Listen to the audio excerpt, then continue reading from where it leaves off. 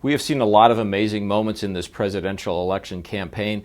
We saw another one Wednesday night, midway through the third and final presidential debate, when moderator Chris Wallace asked Donald Trump whether he would agree to accept the outcome of the voting on November 8th, whatever that outcome is, and Mr. Trump declined to say that he would. Are you saying you're not prepared now to commit to that principle? What I'm saying is that I will tell you at the time. I'll keep you in suspense. In other words, he was doubling down on his charges that have been underway for a week or so, that the system is rigged and that you can't trust the outcome of the election.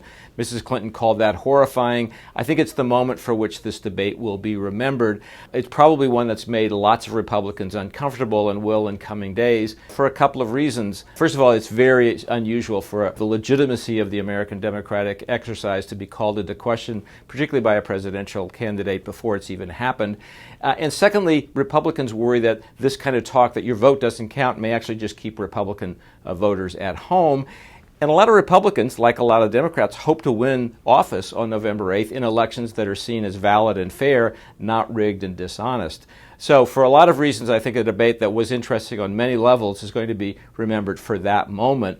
Otherwise, it was kind of a typical nasty debate between Donald Trump and Hillary Clinton, but one in which, at least at the beginning, there was some substantive conversation about who thinks about the Supreme Court justices this way and who thinks about Supreme Court justices that way on gun control and abortion, areas that hadn't been touched previously. But I think all of that was lost during the course of the night and will be lost in retrospect because of the big moment, which goes to the question of, is this election going to be seen as one in which everybody agrees there's a fair outcome?